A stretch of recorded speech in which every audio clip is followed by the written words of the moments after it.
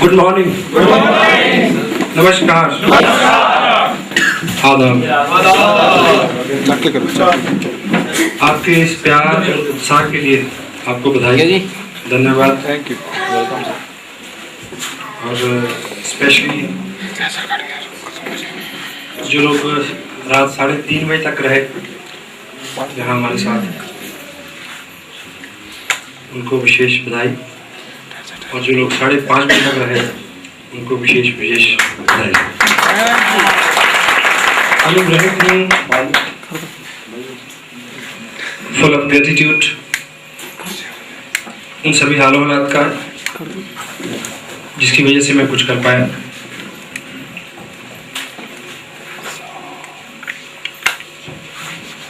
मेरी upline mister सुंदर वत्स, मुकेश कोठारी, कैलाश जी, वाकचंद जी छाबड़ा, त्रिलोक जी, मेरी फैमिली, वाइफ, बच्चे, मेरे पेरेंट्स और वो सब दोस्त जिनके हिस्से का समय मैंने इस बिजनेस को दिया। और ईश्वर ने जितने भी उपकार किए, सबसे बड़ा कि एक किताब है बड़ी सोच का बड़ा जादू।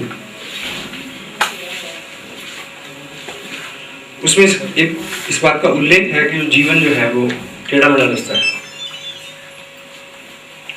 और हम सब लोग जीवन को जी रहे हैं और हमें पता है कि उसमें उतार चढ़ाव आते हैं।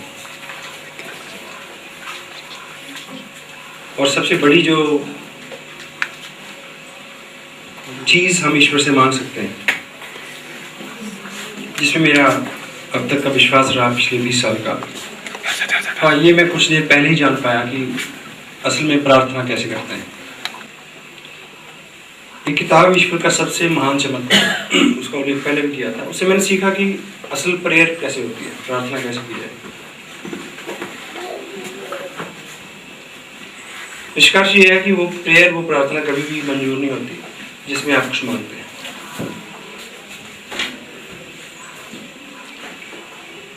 तो जब तक मैं अनजान था तो जो मैंने ईश्वर से सबसे ज्यादा मांगा वो ये 2 चीजें हमेशा,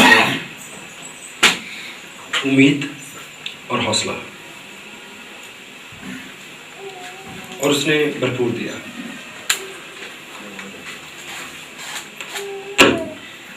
और प्रार्थना के बारे में बात हुई थी परसों शाम कि just deliver your thanks to God, you will get everything.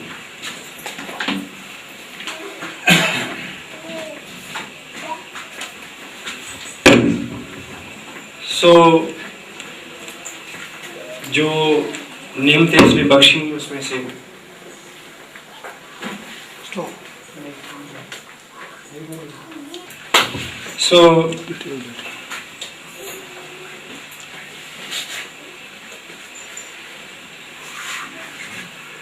अभी 2 दिन पहले मैं पढ़ रहा था कहीं कि आपको 1 साल के लिए कुछ चाहिए तो आप फूल बोएं, आपको 10 साल के लिए कुछ चाहिए तो आप पेड़ लगाएं,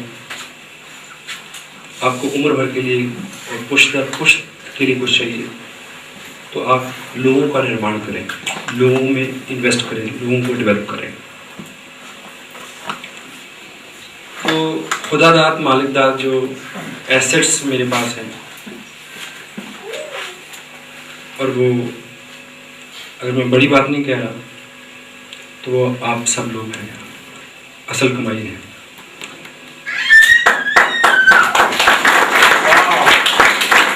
और आपसे भी इम्पोर्टेंट जो है वो है आपका भाव, आपकी फीलिंग्स।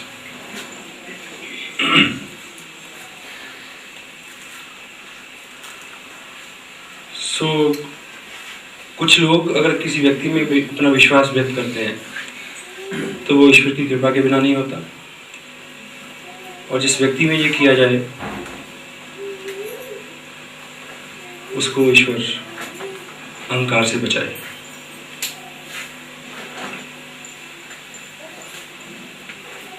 ये एक जिम्मेवारी है, और बीइंग लीडर मेरी, डॉक्टर साहब की और आप सबकी एक ही ड्यूटी है। Leaders creates leaders. जिस स्टेज से आज हम सब जो कर रहे हैं, ये मुकाम बहुत जल्द आपको हासिल हो, ये हमारे गोल हैं, और शुद्ध हृदय से हम ये चाहते हैं। यही सच है, और यही करके आप कोई कुछ बड़ा काम कर सकते हैं, और इस इंडस्ट्री का यही तकाजा है।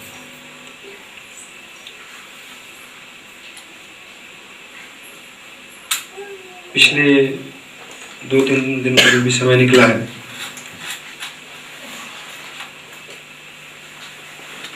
that was the best time. This is what I feel. और जिन कंटेंट्स पे हमने इसमें बात की, उसको मैं थोड़ा थोड़ा आपको रिमाइंड करा दूँ संक्षेप में, कुछ ही समय में। ये काम साधारण काम नहीं है, ये काम सिर्फ बिजनेस नहीं है। यहाँ लोग हैं, उनकी फीलिंग है, उनके ड्रीम्स हैं, उनकी अपेक्षाएं हैं आपसे। उन्होंने विश्वास व्यक्त किया है, आपको गुरु माना है, आपको लीडर माना है, आपको वॉरियर्स माना है। तो ये ऐसे ही नहीं है कि आपका मानना है तो आपने कर लिया, आपका मानना है तो आपने बोला कि नहीं। अगर आप 2-4 लोगों को स्पॉन्सर कर चुके हैं, तो अब पीछे हटने के सभी पुल चल चुके हैं, ये आप माने। यदि आपने 2-4 लोगों को स्पॉन्सर कर दिया है, क्योंकि शुरू में जो स्पॉन्सरिंग होती है वो ऐसी होती है मजे मजे में। शुरू में हम एक ख्याल से इस बिजनेस में आ जाते हैं कि आसानी से हो जाएगा। कोई भी काम आसानी से नहीं होता। जो काम होगा, जो असल में रिजल्ट ओरिएंटेशन से जुड़ी हुई चीज़ होगी, उसमें दम लगेगा, आपकी फीलिंग हर्ट होंगी, आपको अपनी आकांक्षाओं और अपेक्षाओं के विपरीत कुछ रिजल्ट मिलेंगे। यहाँ आप आए, आपने शायद कुछ और सोचा हो, आपको कुछ और मिला हो, निराशा हुई हो किन्हीं चीज़ों को लेकर। That was a tough time. उसमें से निकलना, परिवार की तरफ से आप बहुत मेहनत कर रहे हैं, लेकिन पीछे से विरोध हो रहा है। आप उम्मीद कर रहे हैं कि परिवार में आपको एप्रिसिएशन मिलेगी, आप बहुत मेहनत कर रहे हैं, इससे रिवर्स हो सकता है। शुरू में ऐसे लगता है कि बस 2-4 लोग बनाए और पैसे बनने शुरू हो जाएंगे और अमीर हो जाएंगे। असली में ऐसा नहीं होता। तो आपने शुरू में मजे मजे में 2-4 लोगों को स्पॉन्सर कर दिया, थोड़ा सा काम कर लिया। आप जब मुश्किलें आने लगी तो आप पीछे हटने लगे। ये वैसे ही है जैसे आपने शादी की, मजे मजे में 2-4 बच्चे पैदा हुए, हम बड़े हो रहे हैं, कपड़े फाड़ते हैं, हम पैसे मांगते हैं, तो आप कहते हैं कि छोड़ो, मेरे से नहीं होता। अगर आप इस बिजनेस में ऐसा कर सकते हैं तो आप वहाँ भी ऐसा कर सकते हैं। अगर आपको वहाँ ऐसा नहीं करना फैमिली में, तो आपको यहाँ भी ऐसा नहीं करना। वैसा ही है ये भी, भगौड़ा भगौड़ा ही होता है, वो यहाँ हो या वहाँ हो। Take charge. और यदि ये बड़ा काम है, ये वेंचर है, लाखों लोग आपके साथ जुड़ेंगे, ये एक महान काम है। आम काम होता तो अब से पहले हम आम काम कर रहे हैं, 5 से 10, 20, 50 हज़ार रुपये का जुगाड़। उस काम में आपको प्रसिद्धि मिल सकती, उस काम में आप एज इंडिविजुअल ग्रो नहीं करेंगे, उस काम में आपको कीर्ति नहीं मिलेगी, उस काम में लाखों लोग आपके साथ नहीं जुड़ेंगे, उस काम में आप नेशनल फिगर नहीं बन सकेंगे, क्योंकि वो आम काम है। अगर ये खास काम है तो इसकी कमिटमेंट खास चाहिए। Yes sir, no? तो यदि ये खास काम है तो आपका व्यक्तित्व खास होना चाहिए, खास होने की तरफ आपके कदम बढ़ जाने चाहिए। और जो खास आदमी होता है, जिसको कहीं पहुंचना होता है, वो बीच की उलझुल चीजों में उलझता नहीं है। आपको यहाँ पहुंचना था, आपने गाड़ी बुलाई चंडीगढ़ से, आपको यहाँ आना था। एक बैरियर पे आप रुके तो वहाँ आपसे 100 रुपया मांगा गया, तो आपको पता था कि पिछली बार यहाँ 10 रुपये लिए थे, तो उसकी क्लैरिफिकेशन के लिए आपने 2 घंटे वहाँ बहस नहीं की। यस, क्योंकि आपको पहुँचना था। बीच में जितनी भी मुश्किलें आई, क्योंकि आपको पहुंचना था, गोल था कि वहाँ आपको एक खास जगह पे जाना था, इसलिए आम चीज़ों को आपने दरकिनार कर दिया। तो आपके हाथ में खास मिशन है, खास बनना है, खास तरह का प्रयोजन और आयोजन है। तो इसमें जो आम चीज़ें हैं जो आपको रोक सकती हैं, उसमें लोगों के प्रति आपका जो एटीट्यूड है वो क्षमा का होना चाहिए। बेवजह का बोझ आप जो लादे हुए हैं उसके साथ आप बहुत तेज नहीं भाग पाएंगे। It is true. मैराथन में 2 लोग भाग रहे हैं, एक आदमी बिल्कुल फ्लीट्स में है, ट्रैक सूट में है, बदन से हल्का फुल्का है, और दूसरा भारी भरकम है और 70-80 किलो का पिट्ठू पीछे लगाए हुए हैं। तो वो दोनों मैच करेंगे? नहीं करेंगे। तो यदि आपको तेज भागना है, कहीं पहुंचना है, तो वो पिट्ठू उतारना पड़ेगा। वो पिट्ठू है लोगों के प्रति आपकी खिफत, द्वेष, घृणा। उसने कहा, उसने सुन, बड़े बड़े परिवारों में 30-30, 40-40, 50-50 साल लोग इन्हीं बातों में काट देते हैं।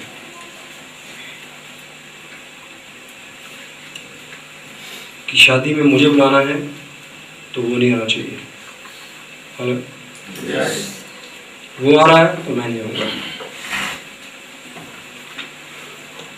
बताओ, आना उसका, उसकी शादी का आप खामखा बड़ा कर रहे हैं। हाँ जी। खास करके जो दमाद नाम का प्राणी होता है, 9वां ग्रह बोलते हैं उसको, 10वां ग्रह, उसको जो तकलीफ हमेशा होती है। हाँ जी। आप एक अच्छे दामाद बने।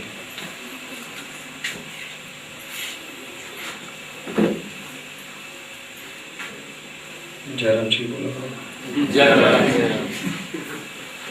सो इस तरह की सौयों चीजें हैं आपके साथ। आपको ग्रो करना है तो you will have to be a person of convenience for others. Person of convenience. आप जहां जाएं लोगों को लगे कि वो आ गया, अभी अब तो अच्छा हो गया है, अब कोई टेंशन नहीं है। ऐसा ना हो कि आपके आने से उसका रंग उतर जाए कि वो आ गया,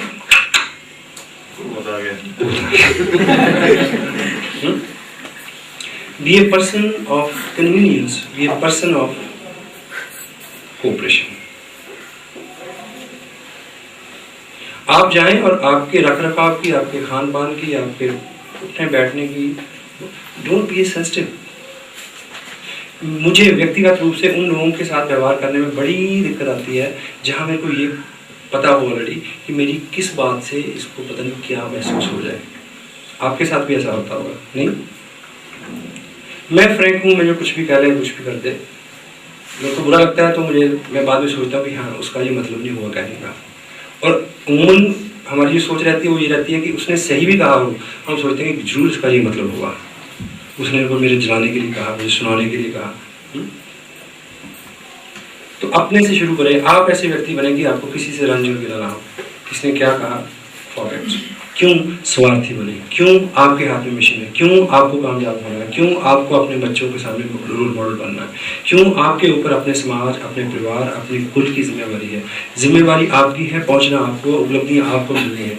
आप स्वार्थी हो जाए, इसलिए उस पिट्ठू को उतार दें, उनको माफ कर दें, छोड़ दें उनको अपने हाथ पे, कहें ईश्वर इनको माफ करना, they don't know what they are doing। ईसा ने सूली से पहले एक बात कही कि ईश्वर इन्हें माफ करना, ये नहीं जानते ये क्या कर रहे हैं। आप किसी को प्लान दिखाते हैं, आपको बिजनेस के बारे में पता, इतनी नियमतें हैं इस बिजनेस में, आप एक्साइटेड हैं, आप किसी आदमी को प्लान दिखाते हैं, वो आदमी 5,000 की नौकरी में जूझ रहा है, 1,000 प्रॉब्लम है उसके सामने, आपको पता है उसकी लिस्ट बहुत अच्छी है, आपको पता है वो बोलता बहुत अच्छा है, आप उसको प्लान दिखाते हैं, वो कहता है ले जा इसको, क्या ले आया मेरे पास। आप सोचते हैं कि ये तो गधा है, मूर्ख है। लेकिन उस वक्त आपकी जो फीलिंग होनी चाहिए वो सिर्फ ये, ईश्वर इसको माफ करना, इसको नहीं पता कि ये क्या कर रहा है।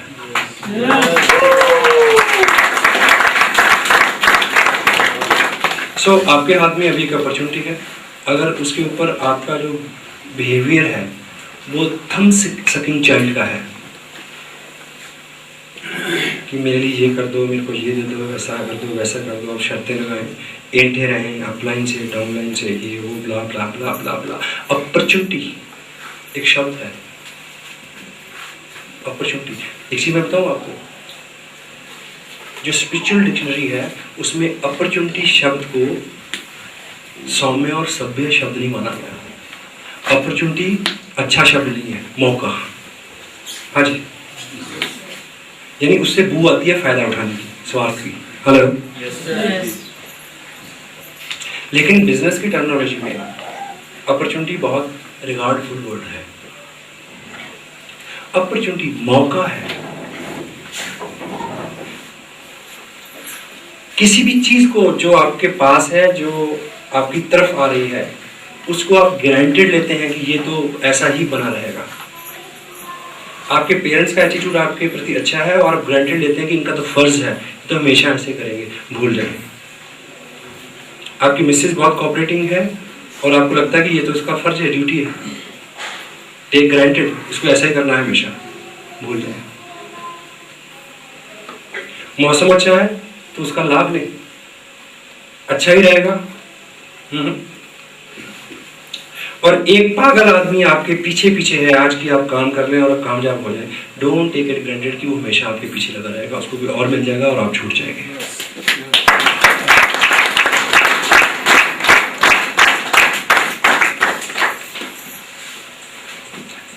अपॉर्चुनिटी, मौका।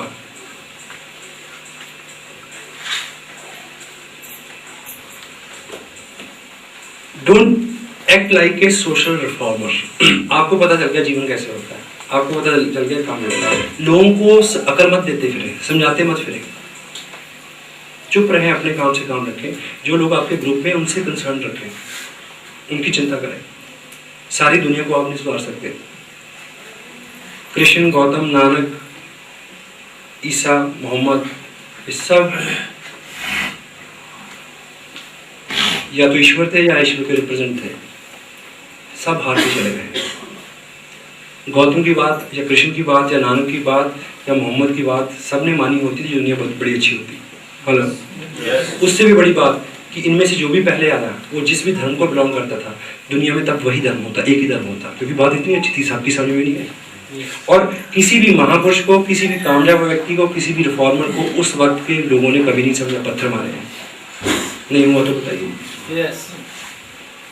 तो सबको सीख बांटते हुए क्लेश मोल ना लें, क्योंकि जैसे ही आप लोगों को शिक्षा देंगे वो आपको अपने से अपग्रेड समझेंगे तो आपसे नफरत करेंगे, जलेंगे, क्योंकि वो उनकी बेसिक फीलिंग है। हाँ जी। और ऐसे भाव उनके होंगे तो वो आपके रास्ते में रोड़े अटकाएंगे। ऐसा मैं नहीं कह रहा कि उन रोडों के अटकाने से आप अटक जाएंगे, तब भी अपने लिए क्यों मुश्किलें पैदा करें। स्मार्ट, मौके पे काम। पंजाबी में गिल दबड़ी का मुहावरा है, समझे? नहीं समझे? मैं गिल दब के समझाऊंगा। ऐसा होता है कि बारिश जब होती है, बत्तर सामने गिल दबड़ा, कि बारिश जब होती है, बारिश के बाद जो खेत बारिश की वजह से सिंचे जाते हैं, तो उनमें हल चलाया जाता है, या हल चले हुए खेत में बारिश हो जाए। तो बीज बोने के लिए एक बीज को 3 चीजें चाहिए होती हैं ताकि वो अंकुरित हो: हवा, नमी और टेम्परेचर। कीचड़ में बीज बो देंगे तो गल जाएगा। तो जब बत्तर आ जाए, जब उतना उसमें ठहराव आ जाए कि बीज बोया जा सके, उसको नमी भी मिल जाए, हवा भी मिल जाए और टेम्परेचर भी मिल जाए, वो मौका 24 से 36 घंटे के बीच में रहता है बीज बोने का। अगर आप लेट हो गए तो वो बत्तर निकल जाएगी, वो टाइम निकल जाएगा, तो वो किसान पिछड़ जाएगा।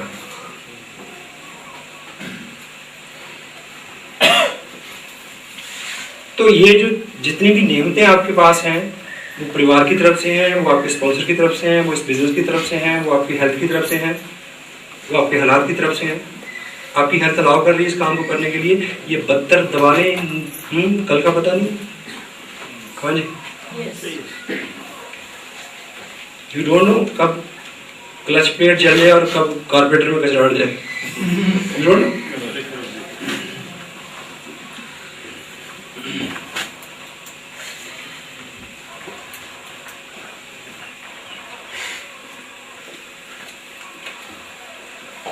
Leaders never thinks themes and people granted.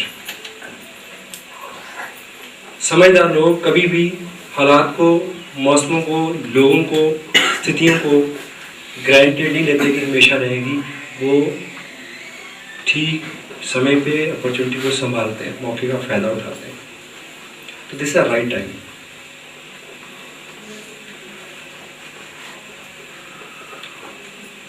मैं कहना नहीं चाहता, आप अदरवाइज ना लें।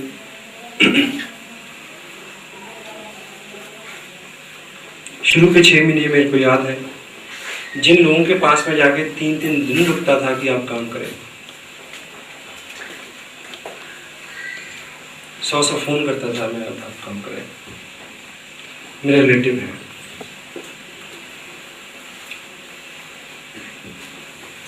आज उनके 100 फोन आते हैं और मेरे पास 1 घंटे का भी समय नहीं है।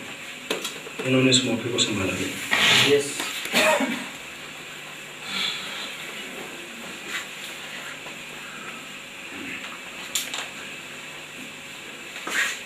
आप में से कुछ लोग रात 10 बजे सोए, कुछ 12 बजे सोए, कुछ 3 बजे सोए, कुछ 5 बजे सोए।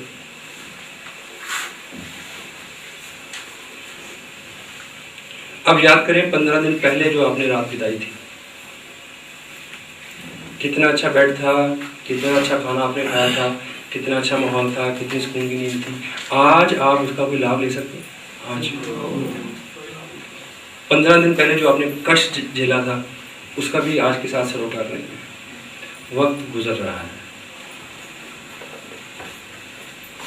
उसमें आप मैक्सिमम, ईश्वर ने जो अपना ये शरीर और मन है, ये बड़ा विचित्र है, इसकी कैपेसिटी का कोई अंतर था नहीं। 8 घंटे सोएं तब भी काम चलता है, 6 घंटे सोएं तब भी काम चलता है। मैं 8 घंटे सोता था, मैं स्वस्थ नहीं था। मैं 2.5 घंटे सोता हूँ तो मैं पहले से ज़्यादा स्वस्थ हूँ, ज़्यादा एनर्जेटिक हूँ। डॉक्टर साहब आपके सामने एग्जाम्पल है।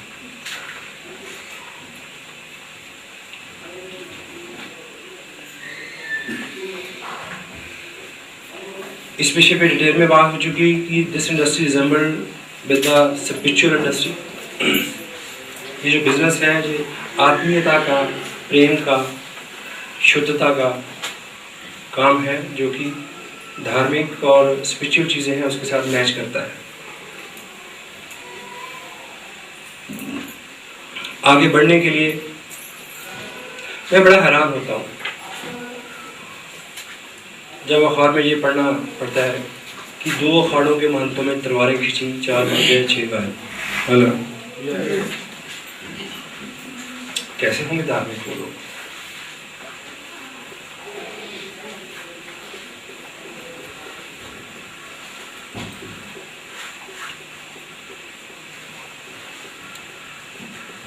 जो बोझ है आपके ऊपर, उसमें ईर्ष्या, द्वेष, ये एक बेसिक चीज है, उससे ऊपर है। जिंदगी में एक नियम है जो कभी फेल नहीं होता, आप कभी भी वो नहीं प्राप्त कर सकते, आप कभी भी वो प्राप्त नहीं कर सकते जो आपसे पहले जिन लोगों ने प्राप्त किया है उनके प्रति आपका भाव प्रेम का नहीं होता। हाँ जी, यस। आप अमीर बनना चाहते हैं, Yes. तो जो लोग पहले से अमीर हैं उनके प्रति आपका अगर भाव आदर का नहीं है, प्रेम का नहीं है, रिस्पेक्ट का नहीं है, तो आप कभी भी अमीर नहीं बनेंगे। और हमारे यहाँ सबसे बड़ी दिक्कत क्या है? लड़ाइयाँ कहाँ होती हैं? किराएदार में और मालिकदार में, पढ़े लिखे में और अनपढ़ में, शहर वाले की गांव वाले के साथ, हेलो, सास की बहू के साथ, बाप की बेटे के साथ। यानी जो हम बनना चाहते हैं, हेलो, उससे हमारा द्वंद है, विरोध है।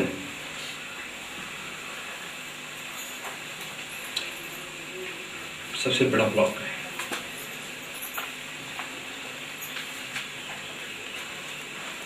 अमीर बनना है तो अमीरों की संगत चाहिए, अंदर से उनके प्रति अच्छी फीलिंग चाहिए, जो कि एक स्पिरिचुअल घटना है।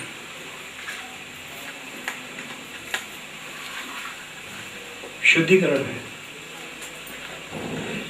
कमजोर की ताकतवर के साथ घृणा है, द्वेष है, और वो ताकतवर बनना चाहता है। अगर ताकतवर बनना है तो जो पहले से ताकतवर है उनके प्रति आपकी फीलिंग अच्छी होनी चाहिए। केवल फीलिंग अच्छी करने से आप ताकतवर कब होंगे बात की बात है, उनकी आधी ताकत आपके साथ आ जाएगी। आपका अगर भाव उनके प्रति मैत्री का है, ट्राई टू अंडरस्टैंड।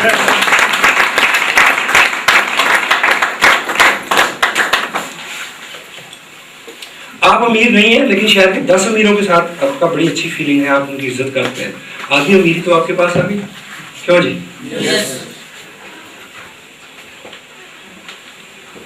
आप जो बनना चाहते हैं, जो लोग वहां बने हुए हैं, वहां पहुंचे हुए हैं, उनके प्रति जब तक आपकी फीलिंग अच्छी नहीं होती, शुद्ध नहीं होती, प्रेम का भाव नहीं होता, आदर का भाव नहीं होता, you will never succeed to achieve those goals. और इस गणित से उभरे कि आपकी वजह से किसको फायदा हो रहा है। जब तक आप रहेंगे आपकी हर एक्टिविटी का किसी न किसी को फायदा होगा। हम सब ट्रेडिशनल मार्केट में अंदर आप सब के यहाँ वी आर ए यूनिट। आपकी फैमिली 3-4 लोग, आपका परिवार एक यूनिट है। एक कंपनी है, उसका नाम है ब्लाब्ला, उसके 200 प्रोडक्ट मार्केट में है, उसके 4-6 प्रोडक्ट आपके घर में आते हैं, आते या नहीं आते? नेस्ले, डाबर, कोई भी आप नाम लें। यानी उन लोगों के लिए आप एक यूनिट है, आपका परिवार उनका नौकर है कि उनको रोज 100 रुपया कमा के देगा। यस। तो जब तक है आपसे कोई ना कोई लाभ लेगा, किसी ना किसी को उसका फायदा होगा।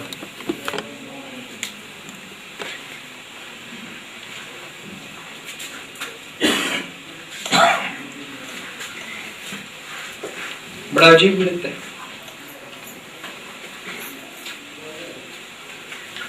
जॉन कैबरे को, कैबरे इंडस्ट्री के जो मालिक थे, उनको मरे हुए मेरा ख्याल 120 साल हो गए। उनकी 5वीं पीढ़ी के लिए आप 200 रुपए रोज जनरेट करें तो आपको कोई तकलीफ नहीं है। आप एक भाई आपके पास एक बिजनेस लेके आया है, उसको कुछ फायदा ना हो जाए, इसको आपकी तकलीफ है। वाह।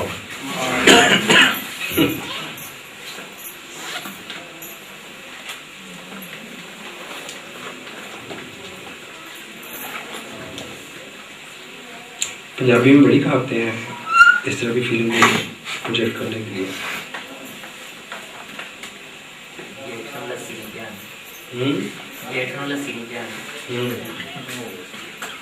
बहुत कुछ है, संसदीय असंसदीय।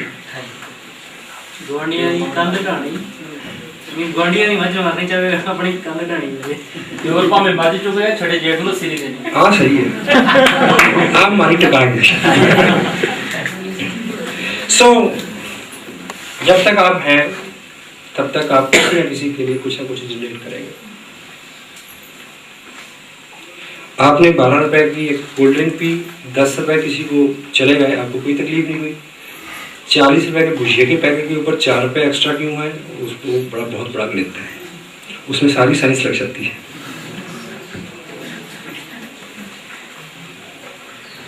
डॉक्टर साहब ने मेरे को बताया कि किसी व्यक्ति ने शिकायत की कि ये भुजिया तो बेसन का है ही नहीं, आलू का भुजिया, हाँ सॉरी आलू का भुजिया नहीं है, ये बेसन का भुजिया दे रही थी कंपनी, आलू का होना चाहिए। डॉक्टर का मूर्ख आदमी, आलू 1.5 रुपए का 5 किलो आता है समटाइम सीजन में, और बेसन 16 से 24 रुपए का किलो ले लेना, बाद में तो अकल आएगी भी ऐसा ही है।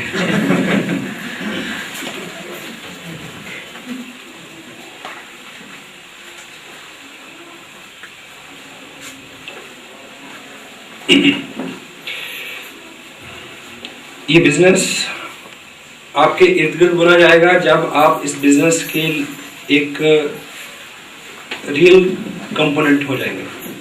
आपको क्वालिफाई क्या करना है कि इस बिजनेस के लायक अपने आप को बनाना है।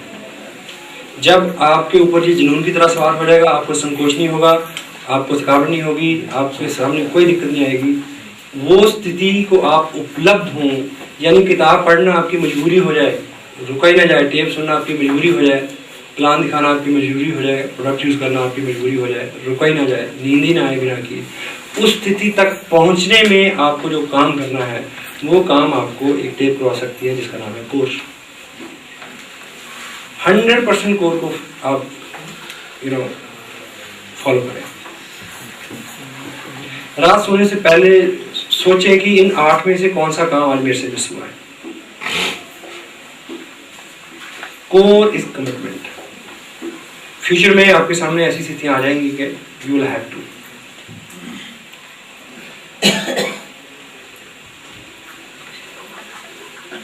Take charge of your business.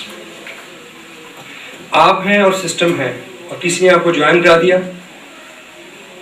Plan दिखा दिया, ये समझा दिया कि प्लान कैसे दिखाना है, टेप सुनने का क्या फायदा होता है, किताब क्यों पढ़नी है, फंक्शन में क्यों जाना है। ये 2-4 एक्टिविटीज किसी ने आपके साथ एक हफ्ते में कर दी, उसके बाद उस व्यक्ति की कोई ड्यूटी नहीं है। अगर वो करे तो उसका फर्ज है और उसका अच्छा ही है, आपका राइट नहीं है। राइट फिर सिस्टम का बनता है। सिस्टम तक आपको पहुंचना है, सिस्टम में आपको प्लग इन होना है।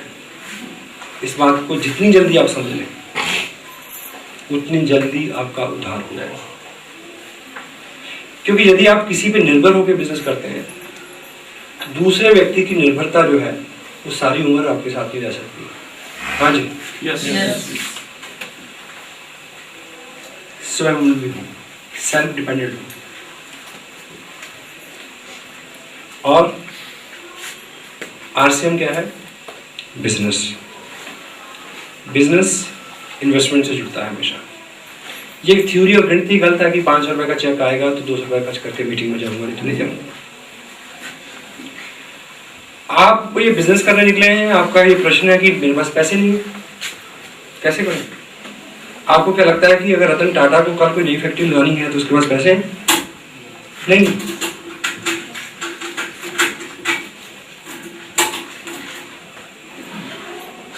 अगर आपने एक दुकान खोलनी होती जिसमें 2 लाख की इन्वेस्टमेंट होती और आपके पास सिर्फ 40,000 रुपया होता तो 1,60,000 रुपये लाने के लिए आप किसके पास जाते?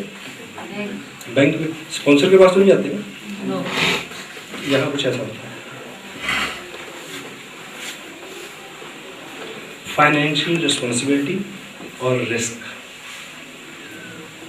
रिस्क है तो लिए बिना कोई चारा नहीं। आप और आपके नीचे जो भी चीजें हैं, जो भी एक्टिविटीज हैं, उसकी जिम्मेवारी आपकी है। फाइनेंशियली रिस्पॉन्सिबल हो, charge, take charge. Think, feel and act. Thinking, feeling, action. ये एक लाइन में जब आ जाएंगे तो आप कामयाब हो जाएंगे। इन तीनों को एक लाइन में लाने के लिए ही टेप्स बुक्स फंक्शन का कंसेप्ट है। उसके माध्यम से ये अचीव करना है, ये अचीव होने से सारे गोल अचीव हो जाएंगे। This is a shortcut.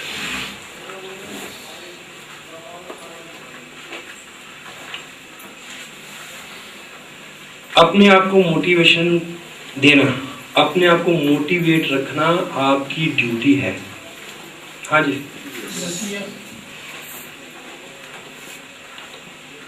इस बिजनेस से पहले का जो शेड्यूल था, मैं अगर घर पे था तो घर के लोगों को 100 तरह की चिंता होती है कि आपने खाना समय पे खा लिया, आपने मेडिसिन ले ली टाइम पे, आपने ये बिजनेस किया, ऐसा किया, ऐसा किया।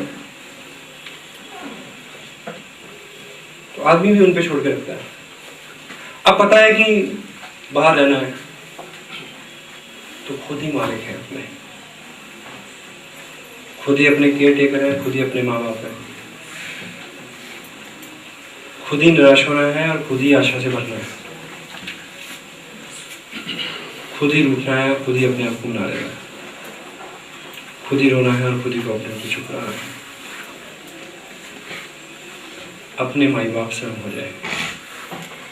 आपको पता है कि क्या करने से आप नीचे आते हैं, डिमोटिवेट होते हैं, डिस्करेज होते हैं, और क्या करने से आप मोटिवेट होते हैं, ये भी आपको पता है। तो जब डिमोटिवेट हो तो अपने आप को वहां ले जाएं जहां से आप मोटिवेट हो सके। मोटिवेशन जो है हर उस व्यक्ति को चाहिए जिसको फ्यूचर में कुछ करना है। 3 स्थितियां होती हैं, पॉजिटिव, नेगेटिव और रियलिस्टिक। बहुत सारे भक्त ऐसे मिलते हैं, वो कहते हैं कि हम तो रियलिस्टिक हैं, यानी यथार्थवादी हैं, वस्तु स्थितिवादी, कि जो अभी प्रेजेंट में है उसमें जीते हैं।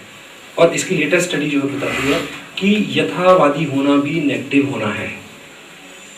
Hello, yes. क्यों? इसलिए आपका 2.5 साल का बच्चा है, उसकी उम्र 2.5 साल है, वो यथास्थिति है, प्रेजेंट सिचुएशन वो है। लेकिन जब आप उसको स्कूल में जमा कराते हैं तो उसकी आप 10 साल की एजुकेशन को प्लान करके उसका स्कूल चुनते हैं। हेलो, अगर यथास्थिति है, यथास्थिति तो आज का दिन है, आज की चिंता करिए ना कि आज के लिए उसका दूध का इंतजाम है, रोटी का इंतजाम है, छोड़ दीजिए। अगर आप कल की सोचते हैं तो you will have to positive, आशा आपको रखनी होगी। और यथास्थिति में, यथास्थिति ने एक ऐसा संप्रदाय है जो यथास्थिति की बात करता है। यथास्थितिवाद ने दुनिया के लगभग 30% कम्युनिटी को पंगु कर दिया, नकारा कर दिया, डंप कर दिया। अब उस पर काम हो रहा है। ये दुनिया की ट्रेजेडी है। जिस चीज़ को एक वक्त में अच्छा माना जाता है, बाद की जो स्टडीज है वो काट देती है।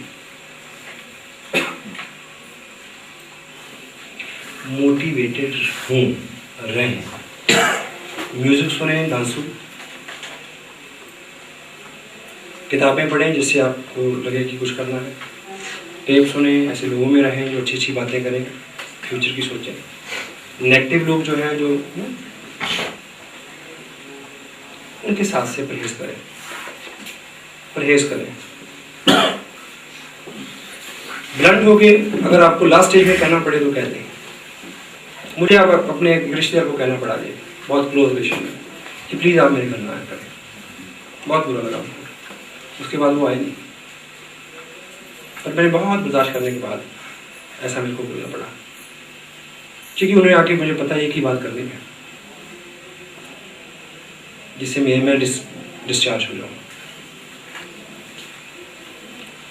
मैं अलग रहता हूँ, काफ़ी दूर रहता हूँ घर से, और कुटुंब में जो भी कोई आदमी एक बार आ जाए मेरे पास एक दिन के लिए, उसको कई सारी खबरें लगता है। उसकी भैंस को उसका कट्टा चूम गया,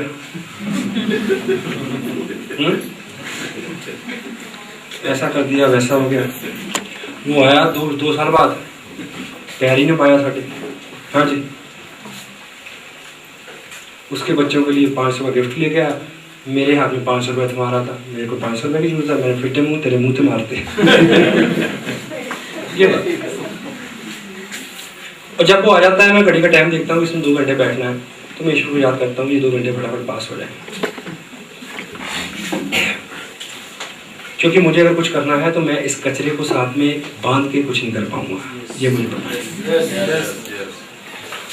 मेरे एक्शन उनकी सोच को नहीं बदल सकते कि उन्होंने किसको 500 देना, किसी को 5000 का गिफ्ट देना, बदल सकते हैं। और मेरी फैमिली, मेरा फिनांस, मेरा बिजनेस कतई तौर पे उनकी सोच बदलने वाला नहीं है।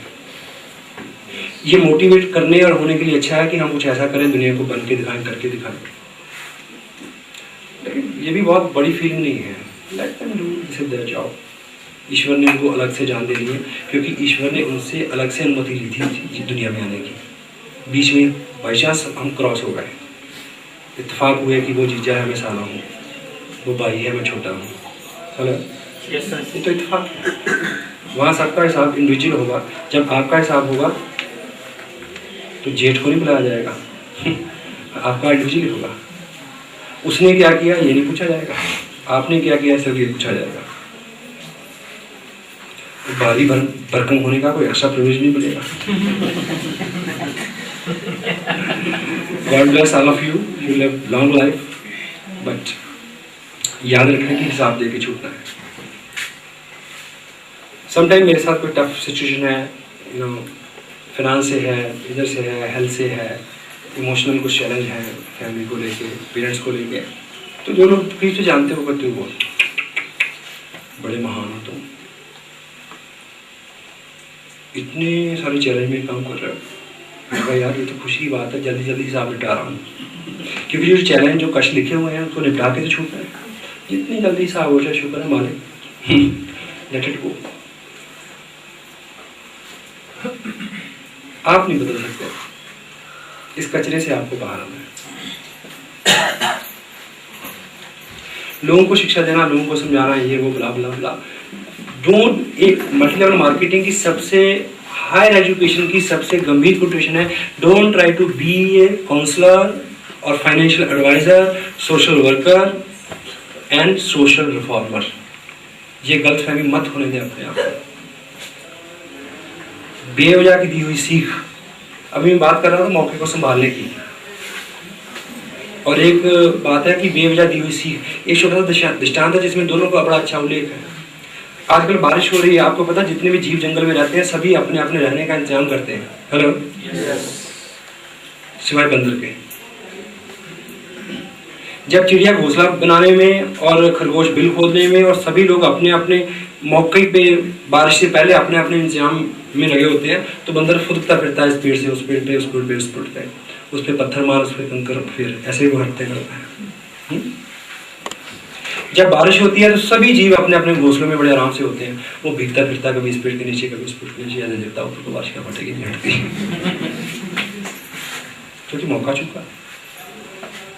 तो इस कहानी का जो अगला हिस्सा है, बंदर बारिश में भीगता कूदता फिर रहा था, ऊपर चिड़िया बिल्कुल अपने बच्चों के साथ मस्त थी, बारिश का मजा लेती थी।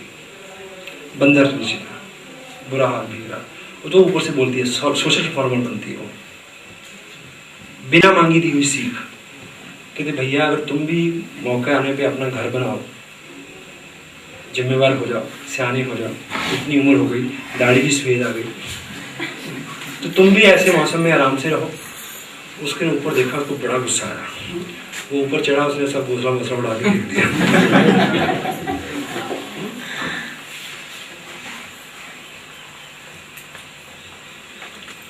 आकाशवाणी हुई,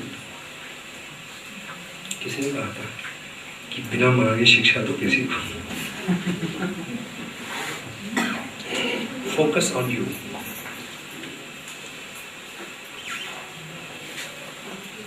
आपको ये सर्कल है पॉजिटिविटी का, नेगेटिविटी का। अब पॉजिटिव है, घूम पे नेगेटिविटी आएगी, लेकिन उसका दायरा अभी 30% पॉजिटिव है और 70% नेगेटिव है, तो ये कम होता जाएगा, रहेगा। आपको तय करना है कि आपको जब आप नेगेटिव हो तो किस तरह से पॉजिटिव होना है। मुझे शुरू के दिनों में याद है कि सिस्टम में एक ब्रेकडाउन हो गया, कुछ बहुत बुरी खबर मैंने सुनी, उसके तुरंत बाद मुझे बस पकड़नी थी, इतने बुरे बुरे ख्याल मन में आ रहे थे। एक्चुअली क्या है कि जब बुरे ख्याल आते हैं तो हमें बहुत रिझाते हैं, हमें बड़ा आनंद आता है। मतलब अब मुझे उस लैग को तोड़ना था, तो मेरी जिम्मेवारी थी कि वो लैग टूटे। तो मैंने एक किताब निकाली, जैसे ही मैं 4 लाइनें पढ़ूँ और फिर दिमाग वहाँ चला जाए। जबरदस्ती करते करते करते करते मैंने अपने दिमाग को उसमें लगाया, क्योंकि वो जो घटना घटी है उससे जो नुकसान हुआ एक नुकसान है, अब मैं जो सोच रहा हूँ बार बार उसके बारे में, उससे वो दूसरा नुकसान होगा। 2 नहीं होने चाहिए, ये काफ़ी है। शेर का बच्चा,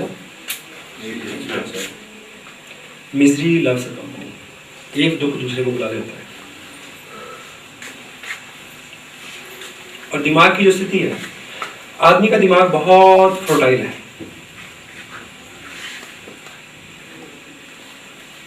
यदि हम इसमें अच्छे बीज नहीं बोएंगे तो कुछ ना कुछ तो उगेगा ही। हेलो, यदि आप इसमें अच्छे कर्म, अच्छे विचार नहीं बोएंगे तो कुछ ना कुछ तो उगेगा, जो कुछ ना कुछ उगेगा वो उपयोगी नहीं होगा। वो उसकी फर्टाइल लिमिट को भी कम करेगा और नुकसान भी देगा। पता आपको इस बात का? अगर आप अच्छी बातें नहीं सुनोगे, अच्छी काम नहीं करोगे, अच्छे विचार नहीं करोगे, अच्छी किताबें नहीं पढ़ोगे, अच्छी जगह पे अच्छी संगत में नहीं बैठोगे, तो अच्छे बीज नहीं बोओगे, तो तब भी दिमाग में कुछ ना कुछ तो उगता ही रहेगा जंगल। एक बात। दूसरी बात, जब भी आप कोई अच्छा बीज बोएंगे, प्रकृति का नियम है, जो आप बोते हैं उसके उगने से पहले वो उगता है जिसको आपने नहीं बोया होता। हेलो, खेत में आप गेहूं बोते हैं तो गेहूं उगने से पहले क्या उगता है, जो आपने बोया नहीं होता।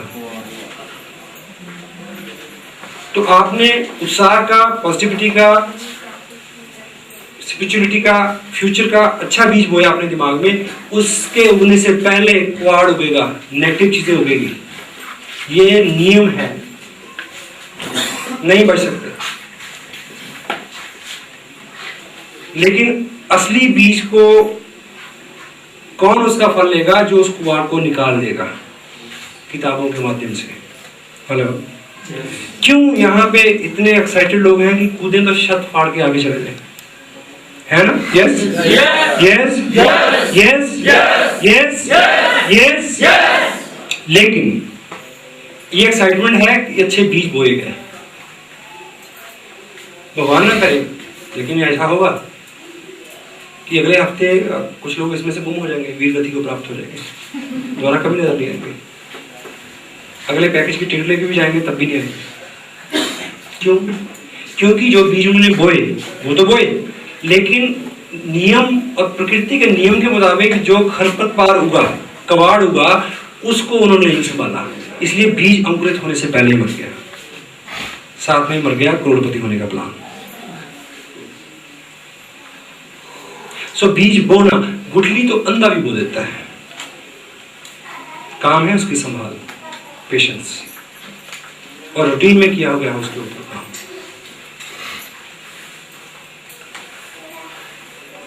मेरे फादर, उनका पूरा जीवन बहुत मेहनत का रहा। एग्रीकल्चर लैंड जो हमारे पास है, उसमें एरिया में जो भी फसल होती थी उससे 15-20% फसल हमेशा ज़्यादा होती रही। उन्हीं बीजों के साथ और उन्हीं खाद के साथ और उन्हीं उसी पानी के साथ जो लोग देते हैं। सिर्फ उसमें जो उसकी केयर टेक है, उसमें खरपतवार निकालना, समय पे उसको इन चीजें फीड करना। जिन बच्चों की हेल्थ अच्छी है, इट डजंट मैटर कि उनको बहुत अच्छी डाइट मिल रही है। एक कविता मैंने लिखी, उसमें मैंने 2 लाइनें लिखी थी। दूध की नदियां घी के धारे शर्मिंदा तो होते होंगे, दूध की नदियां घी के धारे शर्मिंदा तो होते होंगे, जब कोई बच्चा फुटपाथों पे पानी से पल जाता है।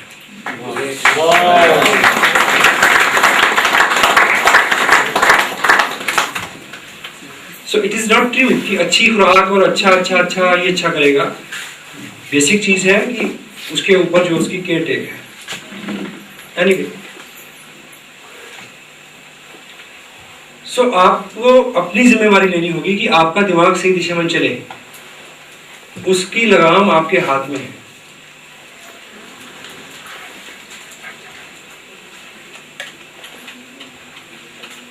एक प्रैक्टिस मैंने आपको बताई, आप 100 चीजें लिखें, छोटी छोटी 100 जरूरतें अपनी लिखें जाके, कि आपके कमरे में बल्ब है, ट्यूबलाइट होनी चाहिए। 5 साल से आप सोच रहे हैं नहीं लगी, इसका अगर लगनी होती तो लग चुकी होती ना। अब तक नहीं लगी तो जमीन की कोई दिक्कत है? आपके पास एक ट्विन वन है, आप चाहते हैं कि बड़ा सोनी का सिस्टम हो 5 साल का। 5 साल बड़ी चीज़ नहीं, लेकिन पिछले 10 साल की चीज़। स्कूटर है, मोटरसाइकिल जाते हैं, हाँ जी, छोटी छोटी चीज़ें। आपके पास सूटकेस है, आप चाहते हैं कि अच्छे वाला हो, लेकिन 4 साल से उसी से काम चला रहे हैं। आपके पास पेन है, ऑर्डर, आप चाहते हैं कि पार्कर का, गोल्डन कलर का, 400 रुपये का, नहीं हुआ। इन 100 चीज़ों को लिखें और सुबह उठ के उनको पढ़ें, थोड़ा सा इस्तेमाल के साथ सोचें, उसके बारे में महसूस करें। 40 दिन पूरे होते होते 60% तक वो सारी चीजें आपके पास आ चुकी होंगी। श्योर, ये विचार अच्छा है, सिद्धांत अच्छा है, पर कितने लोग करेंगे? I don't it.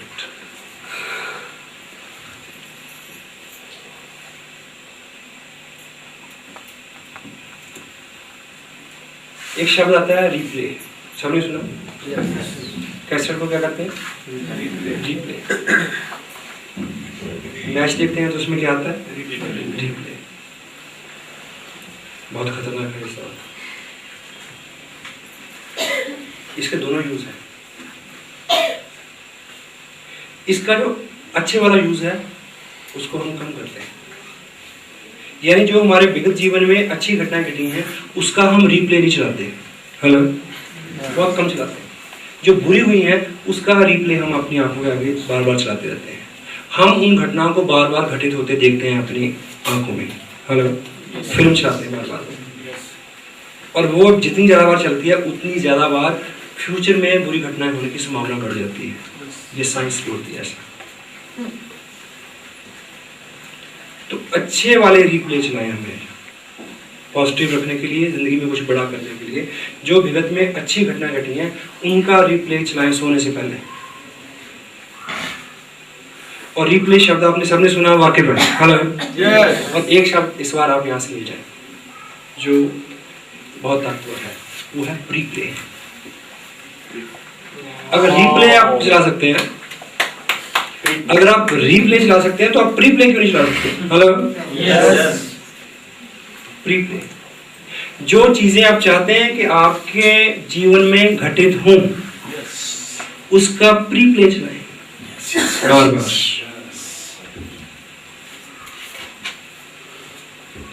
Normal feel, ये कुछ स्पिरिचुअल लीडर्स हैं, उनकी 40-45 साल की स्टडी है। लोगों ने बड़े बड़े काम कर दिए प्री प्ले की ताकत से। आपको राइटिंग चाहिए, प्री प्ले चलाएं उसका बार बार देखें कि आप ले रहे हैं, बार बार देखें कि आपके टाउन में सबसे बड़ा जो हॉल है वो खचाखच भरा हुआ है, बैठने की जगह नहीं है, और आपकी फैमिली, आपके बच्चे पहली सीटों में बैठे हुए हैं, और आपकी अपलाइन में सबसे जो प्री लीडर है उसके हाथ में माइक है, और कुछ लोगों की रिकॉग्निशन हो चुकी है, कुछ की होनी है, और आपका नंबर कभी पड़ता है, और वो अभी आपका नंबर आ गया। माइक से अनाउंसमेंट होती है, ladies and gentleman, we are here to celebrate the success of a very dynamic leader or couple. He did lot many marvelous things through this business. He faced lot many odds. He did very hard, but now he has succeeded. So, ladies and gentlemen, please rise upon your places. Rise upon your places and give him very warm, thundering, lovely, cheerful welcome. None other than Mr. You. Every individual of you can come. This only people can change your life. This people can change your life in business, in the other achievements in your life. Have it. Main message. Pre-play your success. Pre-play your Pre-play the things which you need you can work in your future. Make it. Do it.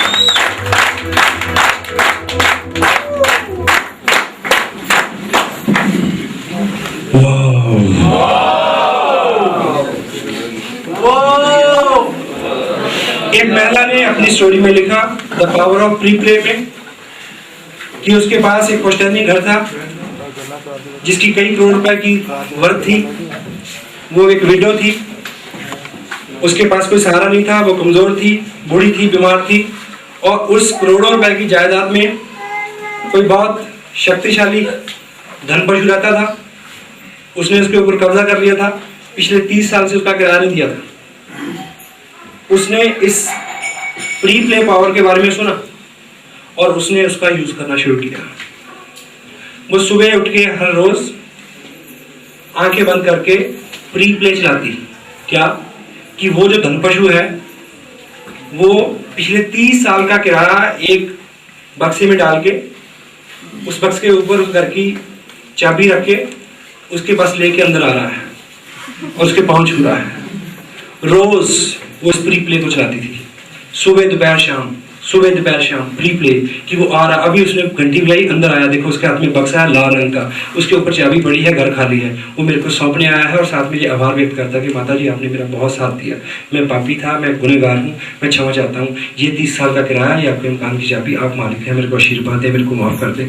इस pre play को चला के 3-4 साल पे ऐसे घटना घटी। ये एक दिन घंटी बजी, वो आदमी उसी तरह का लाल रंग का बैग लेके आया जिसमें 30 साल का किराया था, ऊपर चाबी रखी थी, और वही चाबी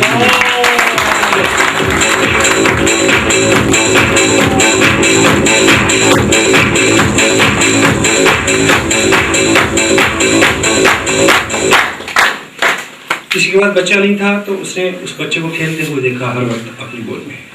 प्री प्ले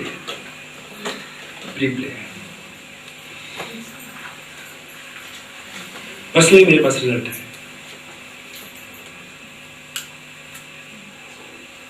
हाँ, थोड़ा सा मैं माफ़ी ये चाहता हूँ कि जितनी बातें मैं यहाँ से करता हूँ आप मेरे को इतना अच्छा कभी ना समझें प्लीज़।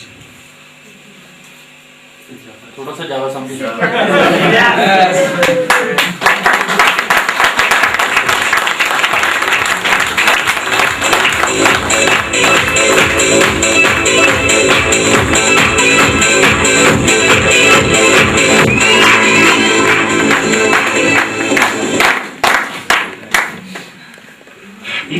आजकल मेरे फादर हैं, उनका स्वास्थ्य ठीक नहीं है, तो उनकी नेचर है शुरू से।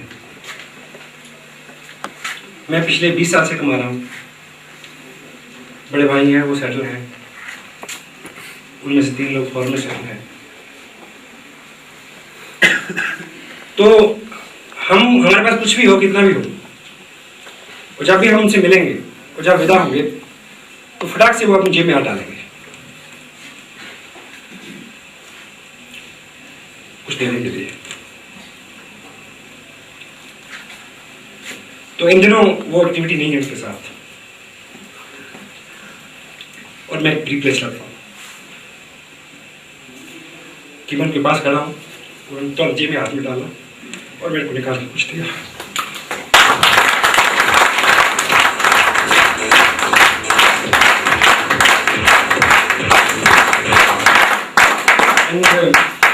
डॉक्टर्स का कुछ और मानना है, घर के जो इधर के लोग हैं वो कुछ और कहते हैं, मैं कुछ और सोचता हूँ। और मेरा विश्वास है कि मैं जीतूंगा, और मेरा विश्वास है कि मैं जीतूंगा।